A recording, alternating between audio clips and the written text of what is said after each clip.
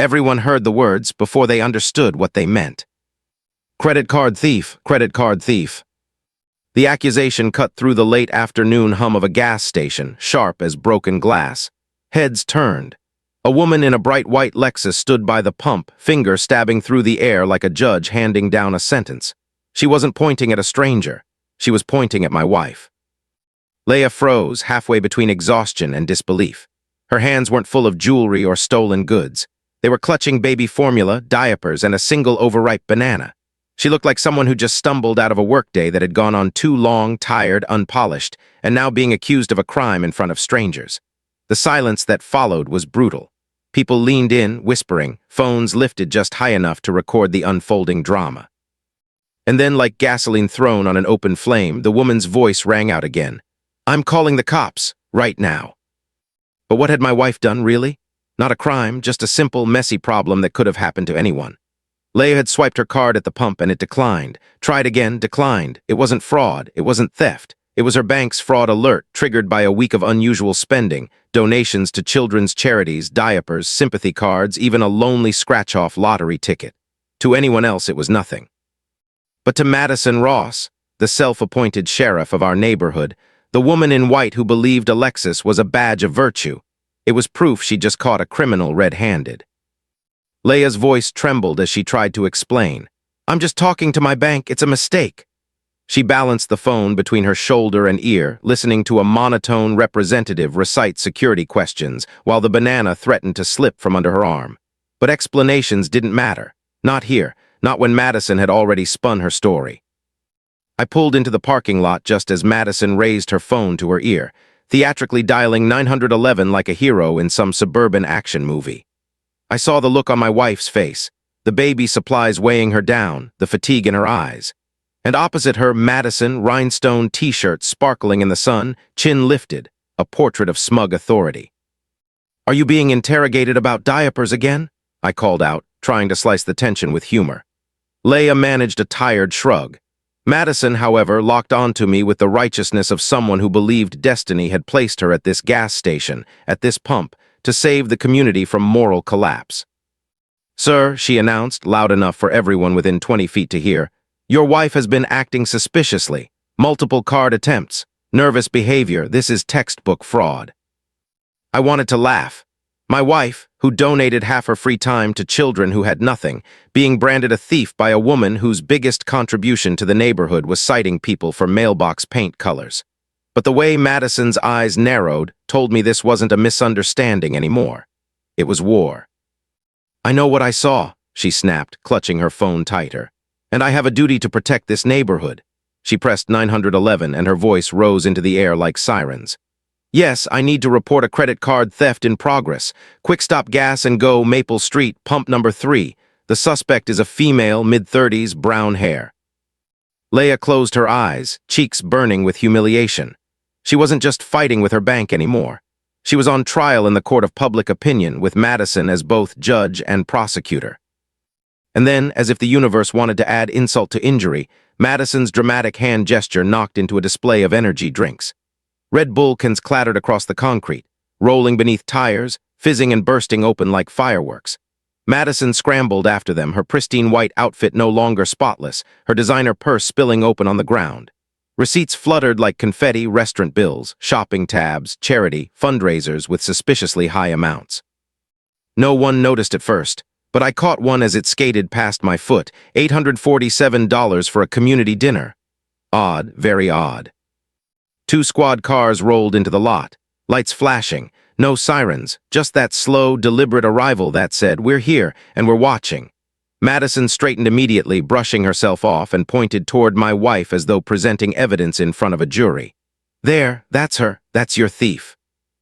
The officers approached, one older, seasoned, with eyes that had seen too much. The other young, eager, still believing the world was neat and orderly. Madison unleashed her one-woman play about vigilance and community safety. My wife stood silently, clutching her receipt like it was the last defense she had left. The older cop, Officer Brooks, finally held up a hand. "Ma'am, can I see your receipt?" Leah handed it over along with her ID, her credit card, and the bank's customer service number. Brooks scanned it, her face unreadable, then she started reading aloud. Gasoline, $180 in formula and diapers for Little Miracle's children's home. Her voice softened, but the corners of her mouth twitched. One sympathy card, one banana, 67 cents. There was a silence so sharp it cut through the summer air. And then it broke. A laugh. First a snort from the young cop, then a full-bellied roar from Brooks herself. The kind of laughter that escapes when absurdity outweighs reason. Phones were out now. People were recording. Madison's finger, still pointing, wavered. The accusation that had begun so strong was crumbling under the weight of one small, brown-spotted banana. And just like that, the story had shifted. The crowd wasn't looking at my wife anymore. They were looking at Madison. But the laughter didn't stop with the cops. It spread. Like a spark to dry grass, it caught in the crowd. Someone near the gas station door let out a chuckle, another snorted, and within seconds, half the parking lot was buzzing with the sound of people realizing they were watching something that would be remembered forever as the banana incident. Madison's cheeks flushed crimson, but she doubled down, her voice rising above the laughter. "This is not funny. You don't understand. I've seen this before. This is fraud. She's scamming you all. Don't be fooled." Her words might have carried weight if Officer Brooks hadn't been wiping tears from her eyes, trying to breathe through the fits of laughter shaking her whole frame. Even her partner, the young rookie who still looked like he ironed his uniform every morning, had his hands on his knees, wheezing with disbelief. She called 911 over a banana," he choked out, barely able to form the words. From behind the bulletproof glass, the station owner, Old Man Miller, couldn't resist. He leaned halfway out the door and hollered, "That banana! Been here 3 days. I was about to throw it out." The place erupted again, the absurdity now too thick to ignore. My wife stood there, still clutching her baby formula and receipt, looking like she'd stepped into a circus performance rather than a criminal investigation. Madison wasn't giving up. She planted her feet and crossed her arms, every inch of her body screaming defiance. "You'll all regret laughing," she hissed. "I know what I saw. This woman is a thief, and I will not stand by while our neighborhood is overrun with criminals." But then Miller walked out, and everything changed. I'd been coming to this station for years and had never seen the man leave his glass fortress. He lived behind those lottery tickets and scratchy intercom speakers like a hermit, rarely stepping out. But today, Miller came carrying a manila folder thick enough to choke a shredder. His eyes twinkled with a kind of quiet satisfaction, like a man who had been waiting years for his moment. "Officers," he said in a steady, measured voice, "I keep detailed records of everything that happens here. And Mrs. Ross," he nodded toward Madison, "visits every Tuesday, always a problem with her payment methods, always a scene. I have documentation if you'd like to see it." He opened the folder like he was presenting classified state secrets. Inside, page after page of printed screenshots, transaction logs, incident reports. Madison fumbling with chip readers. Madison arguing with cashiers. Madison inserting her card upside down, then sideways, then demanding to speak to the chip manager as if that were a real job. My personal favorite was the photo of her standing hands on hips, cardigan billowing like a cape, lecturing the machine while customers rolled their eyes behind her. Brooks leaned in, flipping through the records with genuine interest. Her laughter quieted, replaced by something else, a look cops get when puzzle pieces start to fall into place. 15 different cards in a month, she murmured. Declined, chargebacks, always the same pattern. The rookie was scribbling notes now, his amusement giving way to seriousness. Madison, meanwhile, paled at the sight of those papers. Her confidence cracked just slightly, a tremor running through her perfect facade. And then Brooks's radio crackled. A voice from dispatch, low and fast, feeding her details. The change in her face was instant. Amusement vanished, replaced by the cold sharpness of a cop hearing something bigger than she expected. She listened, nodded once, whispered something to her partner. He straightened, pulling out his notebook, writing quickly. The laughter in the parking lot slowed, unease seeping back in. People could feel it, the mood had shifted. This wasn't funny anymore. This wasn't just a crazy lady with too much free time accusing my wife over groceries. Something darker was peeking through the cracks. Brooks finally turned back to Madison, her voice calm but heavy. "Mrs. Ross, we need to talk. Your name has come up in connection with several fraud complaints filed in this county." You could have heard a pin drop. Madison blinked, stunned, then quickly recovered with indignation. "That's ridiculous. I'm the victim here. They're all jealous of me. They've been conspiring against me for months." But Miller wasn't finished. He pulled another set of documents from his folder, this time photocopied police reports and chargeback notices. Over the past 6 months, he said, I've had multiple chargebacks from elderly customers. They said their cards were used here without permission. Each time Mrs. Ross was involved in the transactions. Gasps rippled through the crowd. People looked at each other, whispers darting back and forth like fireflies. And then came the voice that cut through it all, deep, steady, impossible to ignore. Big Jim. If Miller was the quiet archivist of neighborhood nonsense, Big Jim was the guardian of community order. Built like a refrigerator, with arms that had swung hammers for 30 years in construction, he walked toward the group with the slow, deliberate confidence of a man who had nothing to prove but plenty to say. Officer, he began, his tone measured, respectful but heavy with authority. That woman has been bleeding this community dry with fake charity collections. We've been trying to figure out where the money's been going, and now I think we know. He carried his own folder. Neighbors glanced at each other. Everyone seemed to have folders suddenly, like suburban life was just one big documentary waiting for its reveal. Jim opened his and pulled out papers, checks, and flyers. She's been running collections for something called the Little Angels Foundation. Said it was for local kids. Took almost $5,000 in 2 years. But guess what? That foundation doesn't exist. The silence that fell was heavier than before. My wife, who actually volunteered at the Real Little Miracles Children's Home, frowned deeply. She'd never heard of Madison's foundation. The officers' pens scratched faster across their notebooks. Madison's face flickered through confusion, panic, denial, before settling into her favorite armor, anger. That's a lie, she spat. I've been organizing legitimate fundraising efforts. Every penny has gone to disadvantaged children. These people are jealous, that's all. They hate that I care more than they do. But Big Jim wasn't done. He pulled one last sheet from his folder, slapping it into Brooks's hand like a closing argument. I called the state registry myself. No Little Angels Foundation is registered. Never has been. Madison opened her mouth, but the words died in her throat. Brooks studied the document. Then she looked up slowly, her gaze fixed on Madison with the kind of focus that says, You've just stepped into something much bigger than you can spin. Mrs. Ross, she said, her voice even and cold, you'll need to come with us to answer some questions. The crowd murmured, phones still recording, eyes wide. My wife stood silently, banana still tucked under her arm like some strange symbol of justice. And I realized then this was no longer about a declined card at a gas pump. This was about a woman who'd been hiding lies in plain sight. And a neighborhood about to find out just how deep those lies went. What would you do if the mask someone wore for years suddenly cracked right in front of you? That's what it felt like in that parking lot. Madison wasn't just embarrassed anymore. She was exposed. Her eyes darted left and right, searching for an ally in the crowd, but all she found were cell phone cameras pointed at her like tiny spotlights. Her hands twitched as if she wanted to snatch the evidence from Officer Brooks's hands, but even she wasn't reckless enough to try that with 2 squad cars parked 10 feet away. This is harassment, she finally blurted out, her voice shrill. I'm the HOA president. I've given my life to this community, and now you're all turning against me because she, her finger shot toward Leia again, couldn't pay for her gas without stealing. The crowd murmured, but not in agreement. The tide had shifted. They weren't looking at Leia anymore. They were looking at Madison with expressions of dawning recognition, like puzzle pieces falling into place. That's when Miller dropped the real bomb. Calm as ever, he slid another document out of his folder.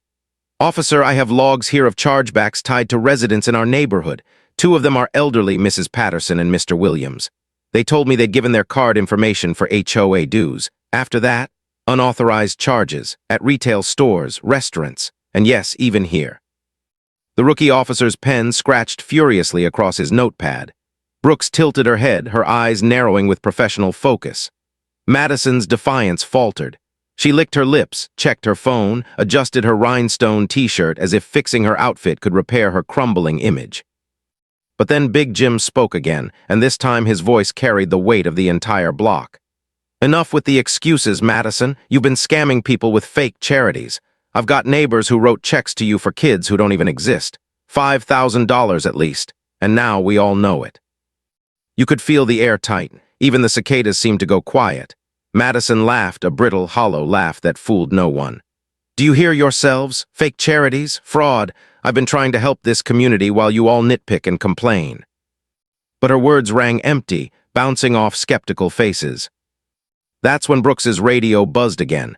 Dispatch fed her more details, and her face shifted from curiosity to something colder, concern.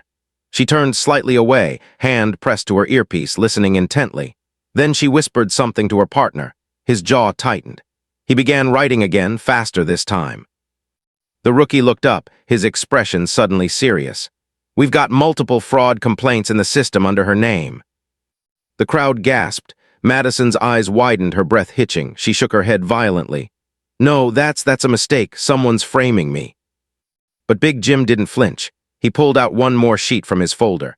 A flyer, professionally designed, with Madison's name at the bottom. At the top, Little Angels Foundation, saving local kids. He held it high so everyone could see. And then, with the force of truth cutting through lies, he said, "This so-called foundation doesn't exist. I called the state registry yesterday. No record, never has been. You've been pocketing the money, Madison." It was like pulling the last card from a fragile house of lies. Madison staggered as though someone had shoved her. Her face turned an odd shade, caught between rage and fear. But the part that broke her, it wasn't the cops, it was Big Jim or Miller, it was Leah. Quietly, she spoke for the first time since the chaos began. "I've volunteered at Little Miracles for 3 years. Real children, real needs. They've never once mentioned your foundation because it doesn't exist. You didn't just steal money, Madison, you stole trust from neighbors who wanted to help." Her words hit harder than any accusation because they weren't laced with anger.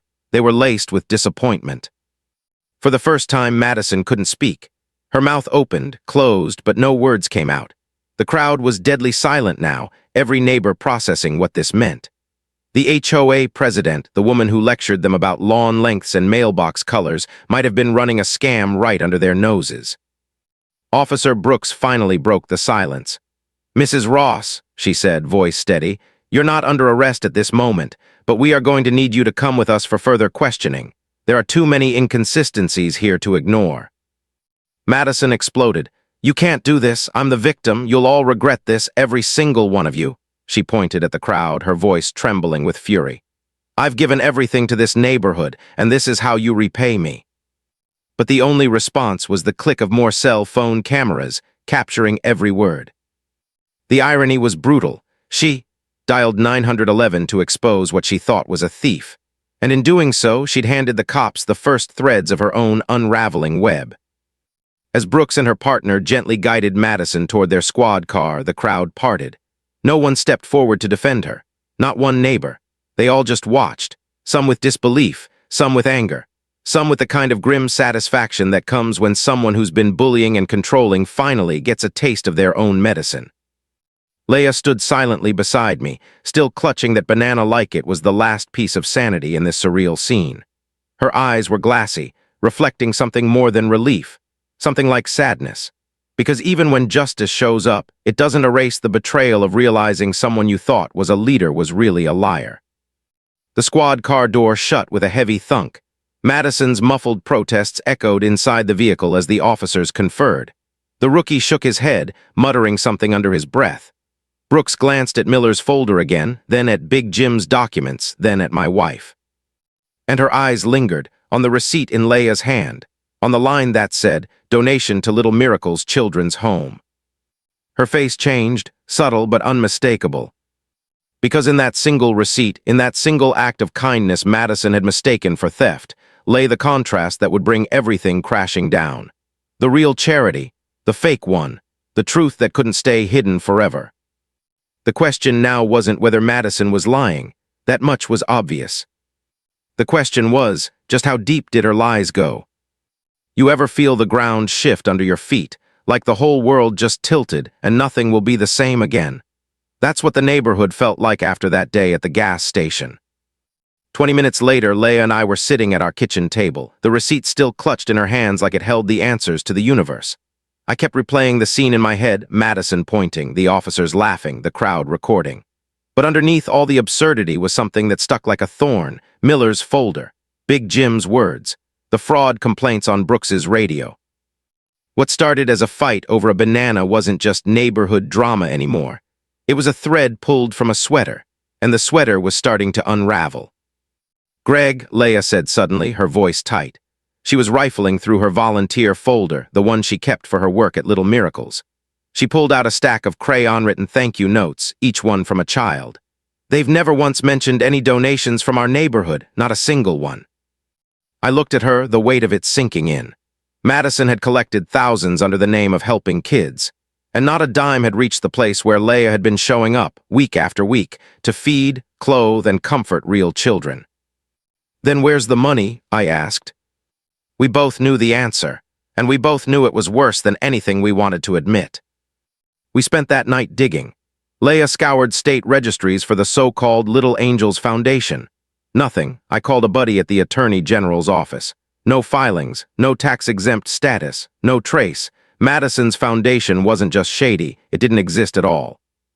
And then fate decided to twist the knife with a punchline. Remember that scratch-off ticket Leia had bought, tucked in with her banana and diapers? She pulled it from her purse while looking for receipts, scratched it, won $50,000. We just stared at it, stunned. Madison had accused her of theft, and Leia had legitimately just won more money than Madison had probably stolen from our neighborhood. Karma wasn't just knocking, it was kicking the door down. But if we thought that was the end of it, we were wrong. Madison wasn't going quietly. The next evening, Big Jim showed up at our house, a folder of his own in hand. His voice rumbled low, his jaw tight with anger. "She's been showing neighbors photos of kids to raise money. Kids who died in that house fire over in Riverside 2 years ago. She used those pictures to squeeze money out of grieving people, for spa days, for lunches." The words landed like blows. Leia went pale, tears welling in her eyes. She worked with kids who needed real help. The thought of someone exploiting dead children for profit, it wasn't just wrong. It was evil. We knew then this wasn't just a neighborhood squabble. Madison was running a long con, feeding off grief, disguising greed as charity. The next morning, Officer Brooks called with an update. Her voice was calm but weighted with disgust. "She's not just been doing this here. We've found evidence she's been running the same scam in other counties. Different names, same scheme. We're looping in state investigators now. If she's been using mail or the internet, we're looking at federal charges." I should have felt satisfied, vindicated, but all I felt was a knot in my stomach because people like Madison don't just admit defeat, they fight, and they lie. Sure enough, by the afternoon, an email hit every inbox in the neighborhood. Subject line: Emergency HOA meeting, defending community values. Madison was trying to flip the script. Her email read like a manifesto of victimhood. She was being harassed by jealous neighbors, smeared by false accusations, undermined by those who wanted to destroy her leadership. She painted herself as a martyr for community safety, under attack by a conspiracy of liars. And she called for everyone to gather Thursday night at the community center. She thought she'd take back control. She thought she could bully the narrative back into her hands. But what she didn't know was that we were already ready for her. Leia had the real Little Miracles ready to testify. Big Jim had stacks of financial documents. Miller had years of transaction logs and screenshots. And the neighbors, they'd had enough. The meeting was unlike anything our sleepy neighborhood had ever seen. Usually a dozen people showed up, bored, fiddling with pens while someone droned on about fence heights and weed control. But that night, every chair was filled. People stood along the walls. The energy crackled like a storm about to break. Madison strutted in like a general preparing for war. Navy blazer, laptop, projector, stacks of handouts. Her PowerPoint flashed across the wall, defending community values against false accusations. She wielded her laser pointer like a sword, her voice dripping with the confidence of someone who thought she could still bluff her way through. "Ladies and gentlemen," she began, clicking through slides of charts and graphs, "I stand before you not as your president, but as your protector. False accusations, jealousy, coordinated attacks, these are designed to tear down the very fabric of our community." Her tone was corporate, polished, but under the surface, cracks, desperation, and the cracks widened at slide 23, her breakdown of what she called the banana incident. Right there, mid-sentence, her laptop died, battery flat, the projector went black. The silence was brutal. She scrambled, muttering, pressing buttons, looking around for a charger. None fit. The professional facade slipped, and suddenly she was just a woman with a dead laptop trying to explain away why thousands of dollars of community money had vanished. And that's when the doors opened. Officer Brooks walked in, not in uniform this time, but badge clipped to her belt, notebook in hand. The room went still. Everyone knew why she was there. "I hope I'm not interrupting," Brooks said politely. "But I thought the community might want to hear the facts, not rumors, not accusations, facts." Madison's face drained of color. Brooks flipped open her notebook. Her voice was steady, each word like a hammer driving a nail. "We've confirmed the so-called Little Angels Foundation is not registered. We've confirmed the photos used in its materials were of children who died in a fire, and the families never gave permission. And we've confirmed that over $15,000 was collected from residents here under false pretenses." The gasp that followed was a tidal wave. Neighbors turned on each other, murmuring, connecting dots. Every spa day, every designer outfit, every mysterious HOA expense. It all made sense now. And then from the back of the room, my wife stood, a shoebox in her hands. "I want you to see what real charity looks like," she said, her voice shaking but growing stronger with each word. She pulled out crayon-colored thank you letters from the real children at Little Miracles. She held them up one by one, proof, contrast, truth against lies. The room was silent but electric, the kind of silence that means people are no longer blind. And Madison, she was cornered, her face twisted, her voice breaking as she shouted, "They're lying, they're all lying, this is a conspiracy to destroy me." But no one believed her anymore. The board called for a vote right there, 8-0. Madison was suspended pending a full audit. She stormed out screaming promises of revenge, but as she reached the parking lot, she froze. Because waiting beside her white Lexus were 2 federal agents and Officer Brooks. Her face drained as she realized the truth. The banana had been just the beginning. You ever see someone walk out of a room with their head high, only to realize the hallway outside is a dead end? That was Madison. She'd stormed out of the HOA meeting like a queen betrayed, shouting about conspiracies and jealous neighbors. But the moment she stepped into the parking lot, she froze. Because there, leaning against her white Lexus, were 2 federal agents. Dark suits, badges flashing under the fluorescent lights. And right beside them, Officer Brooks, arms folded, expression calm, almost satisfied. Madison's voice faltered for the first time all night. "WH, what is this? You can't just ambush me like this." One agent stepped forward. "Ma'am, we'd like to ask you a few questions regarding financial records." It wasn't an arrest, not yet, but the message was clear. The game had changed. This wasn't neighborhood politics anymore. This was federal. Word spread faster than wildfire. By the next morning, half the county knew that Madison Ross wasn't just a nosy HOA president. She was now the subject of a federal fraud investigation. At 9 a.m., Brooks called me directly. Her tone was different, stripped of humor, weighted with disbelief at what she'd seen. "Greg, you're not going to believe what we found," she said. I could hear papers shuffling in the background. "Financial records going back 4 years, fake charities, multiple counties. We're talking over $200,000. I nearly dropped my coffee. 200,000. It wasn't just skimming. It wasn't just a side hustle. It was a business. A criminal empire built on grief and good intentions. But the worst part? Brooks's voice dipped lower as if she couldn't quite stomach saying it aloud. She kept psychological profiles, notes on which families to target, who just lost a loved one, who was vulnerable, when to approach them after a funeral. She turned grief into a playbook. My stomach twisted. I pictured Mrs. Patterson, sweet and elderly, still mourning her husband, handing over her credit card because Madison told her it would honor his memory. I thought of the Oak Street couple, who gave hundreds because they thought they were helping abused children. And all along, Madison had been documenting their pain, treating compassion like a resource she could mine. Leah went pale when I told her. She whispered, she wasn't just stealing money, she was weaponizing grief. Her voice broke. That's evil, Greg, that's pure evil. And she was right. It wasn't theft of dollars. It was theft of trust, of kindness, of humanity itself. But Madison didn't crumble, not yet. If anything, she doubled down, within hours of the agents leaving her home after seizing boxes of files, computers, receipts. She was on the phone with half the lawyers in the county trying to find someone who'd take her case. She started filing complaints, harassment, conspiracy, defamation, against Big Jim, against Miller, against us.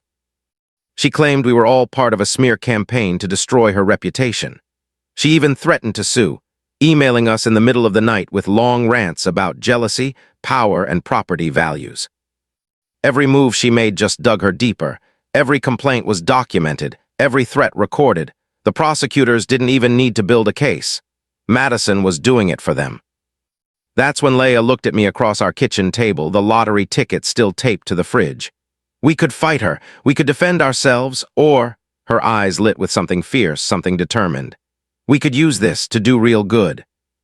And that's how Operation Banana Republic was born.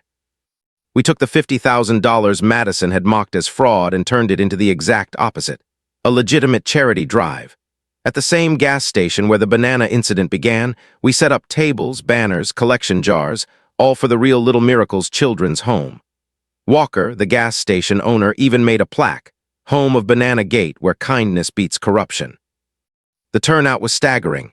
Neighbors who'd once rolled their eyes at community events lined up to give. People donated cash, toys, diapers, supplies. Every penny was documented, transparent, undeniable. The local news showed up, cameras rolling. And when the reporter shoved a mic in Madison's face outside her house, asking about the fraud allegations, the contrast was brutal. "So you're saying," the reporter asked carefully, "that your neighbors are lying about giving you donations, that the foundation you collected for doesn't exist?" Madison's smile was brittle, her voice sharp. "That's exactly what I'm saying. They're jealous. They want to destroy me." But even the reporter struggled to keep a straight face. Everyone knew the jig was up. Still, Madison wasn't finished. She was desperate, reckless, and desperation makes people dangerous. One night, she tried her boldest move yet. She broke into confidential donor records from Little Miracles, sent out dozens of forged letters to residents, claiming that Leah, my wife, had been the one stealing donations all along. It might have worked. The letters looked real, with official letterhead and professional formatting, but Madison made one fatal mistake. She planted the letters at the very gas station where it all started. Walker's security system caught everything. Every movement, every slip of her hand as she tucked the envelopes under doors, slid them onto counters, tried to frame Leah for the very crimes she'd committed. The footage was damning, and when her lawyer saw it, even he told her to take a plea deal. The banana had been the spark, but this was the fire. And Madison was about to burn in it. 6 months later, I stood at the same quick stop on Maple Street, pumping gas like it was any other day. But the place didn't feel the same anymore. It had become something bigger, a landmark of sorts.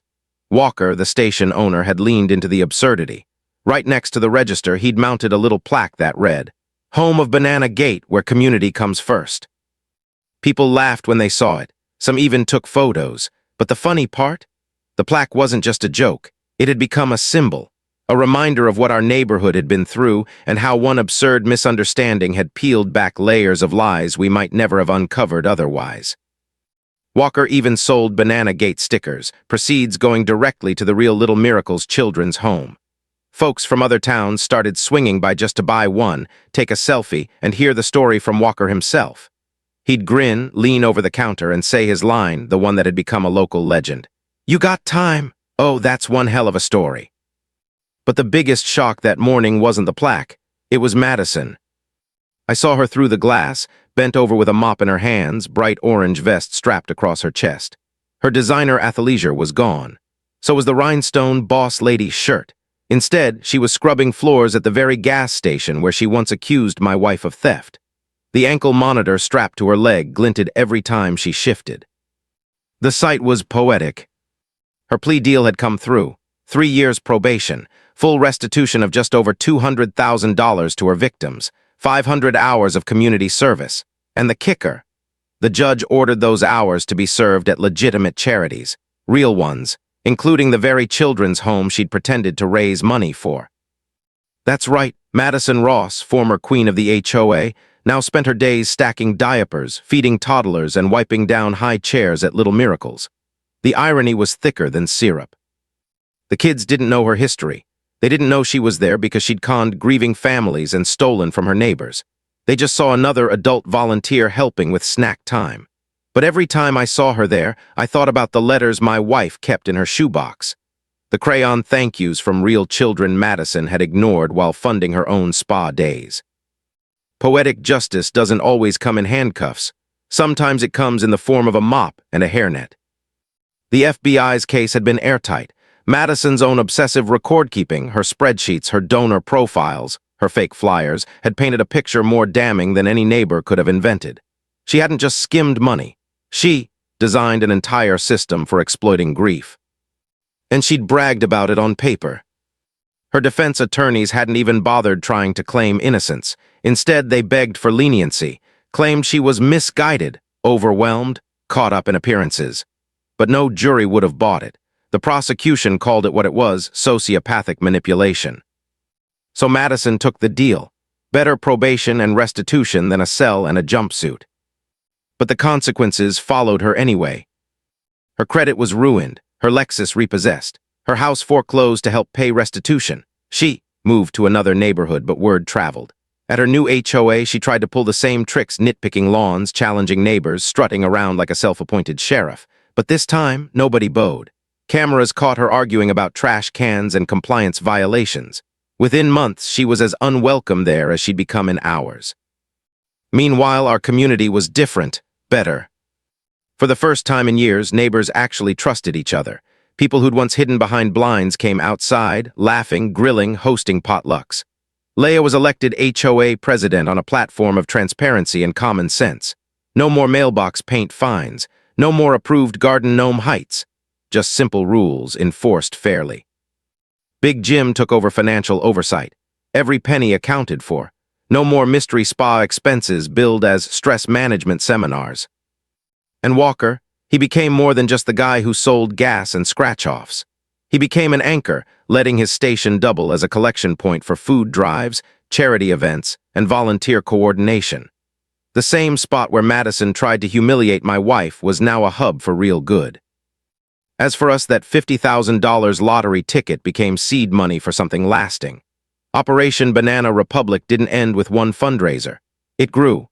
We set up recurring drives for little miracles, established a small emergency fund for families in crisis, and made sure every donation was transparent. People trusted again because they'd seen what happens when trust gets broken. And every time we passed Madison scrubbing floors or hauling supplies, we remembered the irony. She accused my wife of theft, but in the end, it was her own crimes that chained her to the mop bucket. I'll be honest, there were moments I almost felt sorry for her. Almost. Watching someone fall from power to humiliation can do that. But then I'd remember Mrs. Patterson crying as she realized her donation had gone to fund a pedicure instead of feeding a child. Or the Oak Street couple who'd lost not just money but faith in their own kindness. No, Madison wasn't a victim. She was a predator who finally got caught. And the best part, she couldn't rewrite the story, not anymore. Too many receipts, too many voices, too much truth. The woman who once demanded obedience with her Lexus and her laser pointer now stood ankle-deep in mop water, learning what real service looked like. That's karma, not loud, not vengeful, just steady, unrelenting, patient. And in Madison's case, deliciously poetic. The funny thing about justice is that it doesn't always hit all at once. Sometimes it's a hammer, other times it's a drip. For Madison, it was both. The hammer came first, the federal indictment.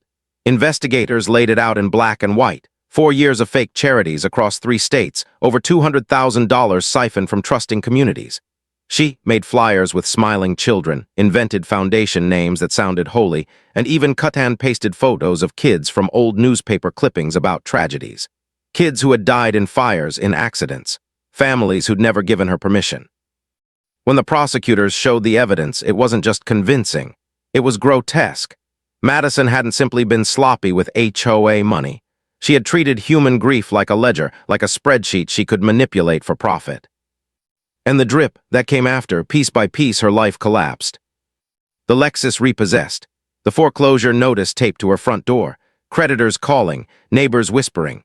Even her so-called friends vanished, the ones who used to sip wine at her kitchen island and gossip about who violated HOA lawn standards. They scattered like pigeons when the crumbs ran out. The prosecution called their case a slam dunk. Her defense team stopped arguing innocence and instead begged for mercy. Madison clung to excuses. She was stressed, she was misunderstood, she was too trusting with the wrong people. But her own meticulous records shredded every excuse. Her handwriting on donor lists, her signature on fake expense reports, her voice on recordings, coaching herself on how to pressure elderly neighbors into giving. The judge didn't buy her act, not for a second. Her plea deal was the only thing that saved her from a prison jumpsuit. Probation, restitution, community service, and that ankle monitor, a constant reminder strapped tight around her leg, blinking its quiet judgment with every step. But here's the thing about poetic justice. Sometimes it finds ways to make itself unavoidable. Madison wasn't just serving her hours at random nonprofits. No, she was ordered to work at Little Miracle's children's home, the same place Leah had poured her heart into, the same place Madison had claimed to raise money for while pocketing every dime. Picture that, the woman who once strutted into HOA meetings in rhinestones and designer sneakers now wearing a hairnet, spooning applesauce into toddlers' bowls. The same hands that signed fake donation checks now folding laundry and wiping down high chairs. The kids didn't know her crimes, they just saw another adult volunteer, but the staff knew. They kept their eyes sharp, never letting her near the donation box, making sure every crayon and diaper was accounted for. Madison didn't get to control the narrative there. She just scrubbed, served, and stayed silent. Meanwhile, our neighborhood was changing in ways I hadn't thought possible. Leah stepped up as HOA president. Transparency was her promise and she kept it. No more secret expenses. No more mysterious community lunches billed at luxury restaurants. Every penny was reported, every decision explained. And instead of obsessing over mailbox colors or the angle of your lawn gnome, the HOA actually did things that mattered, fixing sidewalks, adding lights to keep kids safe at night, hosting barbecues and movie nights that brought people together instead of driving them apart. Big Jim took charge of the finances. With his construction site grit and no-nonsense attitude, he turned every budget meeting into a masterclass in accountability. "If you can't explain it, we don't spend it," became his mantra. And Walker, the gas station owner, became something like the heart of the neighborhood. His station turned into a hub for charity drives, volunteer sign-ups, even little celebrations. He'd added a banana shrine inside the original receipt, laminated and framed, alongside photos of our charity events and a plastic banana with a handwritten sign, evidence of kindness. Customers asked about it, and Walker would grin, lean over the counter, and say, "Oh, that's one hell of a story. You got time." The story spread. Reporters came. Articles were written. What started as an embarrassing 911 call over a piece of fruit had become something bigger, a parable about greed, justice, and community resilience. And as for Madison, every time she tried to stage a comeback, life pushed her down harder. She moved to a new neighborhood after her house was foreclosed. But karma doesn't lose your address just because you do. Within months, videos surfaced online, Madison arguing with neighbors about trash cans, lecturing people about holiday decorations, threatening citations no one took seriously. The new HOA wasn't impressed by her bluster. They'd heard the stories. They knew. And so the cycle repeated. A woman desperate to control others, undone again and again by her own arrogance. I'd see her sometimes, still in that orange vest, still scrubbing or stacking, still carrying the weight of her choices. And I'd almost feel pity, almost. But then I'd remember the Oak Street couple handing her $500 for abused kids. I'd remember Mrs. Patterson crying when she realized her husband's memory had been twisted into a con. And I'd remember Leah standing in the gas station parking lot, accused of theft for buying formula and a single banana. No, Madison didn't deserve pity. She deserved the weight of every receipt, every lie, every stolen dollar pressing down on her shoulders. The neighborhood wasn't perfect now. No place ever is, but it was better, stronger, because the mask had slipped, and once you've seen what's hiding beneath, you never forget. And sometimes, when I'm standing at the pump, Walker will wave from behind his counter, and I'll hear him say it again. "That's one hell of a story." And it is, but it's not just a story about Madison's fall. It's a story about what happens when ordinary people stand up, when neighbors refuse to be fooled, when karma decides enough is enough. The banana didn't just expose her lies. It gave us our neighborhood back. 6 months later, life had settled into something new, not perfect, not quiet, but better. The Quick Stop had become our town's unofficial landmark, a kind of suburban tourist attraction. Families passing through stopped for gas and ended up walking out with banana gate stickers, laughing at Walker's shrine by the register. The laminated receipt, the framed charity flyers, the newspaper clippings, all of it laid out like a tiny museum to irony. Right at the center sat a single plastic banana on a pedestal with a handwritten sign, evidence of kindness. It was ridiculous, and it was beautiful. Because that silly piece of fruit had cracked open a fraud worth $200,000, changed the leadership of our neighborhood, and brought a community back together. Madison was still paying her price. The court called it probation. The community called it karma. She spent her days in an orange vest, scrubbing, sorting, lifting, serving, not at the country club or the Lexus dealership, but at Little Miracles, the very place she had lied about for years. Some days I'd drive by and catch sight of her pushing a mop bucket across the tile, ankle monitor blinking. Other days, she'd be unloading diapers, wiping down high chairs, or standing in the sun watching kids play in the yard. The children didn't know. They didn't care. They just saw another grown-up who showed up when it was time for lunch. The irony was too thick to miss. Madison had once told everyone she was a protector of community values. Now she was serving soup in a cafeteria line, supervised by the people who'd seen through her lies. She accused my wife of theft. And here she was, forced to give back what she'd stolen, hour by humiliating hour. Her name was ruined, her credit destroyed, her Lexus repossessed, the house foreclosed. She moved into a smaller rental miles away. But her reputation followed her like a shadow. New neighbors Googled her name, found the articles, the videos, the receipts. Within weeks, she was back to arguing about trash cans, barking about decorations, trying to regain the control that had once been her oxygen. But the trick didn't work anymore. People knew better. Meanwhile, our own neighborhood thrived. Leo had taken the HOA presidency and turned it into something no one thought possible, a force for good. No more arbitrary fines, no more petty vendettas. The HOA actually fixed sidewalks, hosted potlucks, raised money for real causes. Instead of neighbors glaring at each other through blinds, they were grilling burgers, swapping stories, lending tools. Big Jim kept the books clean, every penny documented. Miller still ran his station like a fortress, but now he stepped out more often, smiling, shaking hands, even handing out free sodas during our charity drives. Walker's Banana Shrine became a symbol not of scandal, but of resilience. And the best part, Little Miracles Children's Home thrived. The money from our charity drives kept food on plates, diapers stocked, and lights on. The kids wrote more thank you notes, their crayon words of gratitude stacked in a shoebox on our kitchen counter. This time, the donations weren't tainted. They weren't stolen. They were real. Sometimes I'd look at that shoebox and think about the universe's sense of humor. A single banana bought in a rush to keep my wife's blood sugar from crashing had changed everything. It had humiliated a fraud, revealed a scam, and strengthened a community. And I'd wonder, how many lies go unseen because nobody bothers to look at the receipt? See, that's the quiet lesson in all this. Not that scammers exist, we all know that. Not that power corrupts, that's nothing new. The lesson is simpler. Sometimes the loudest voices, the ones shouting the most about morality and values, are hiding the darkest secrets. And sometimes the smallest details, a smudged receipt, a bruised banana, hold the truth that exposes it all. The night Madison lost her title at the HOA meeting, she'd shouted, "You'll all regret this." But she was wrong. We didn't regret it. We rebuilt. Our neighborhood was stronger because we finally saw each other clearly. We weren't just homeowners in identical houses behind trimmed hedges. We were people. Flawed, tired, hopeful people who wanted to live in peace, raise families, and help when we could. Madison had tried to weaponize that goodness, and the banana of all things had stopped her.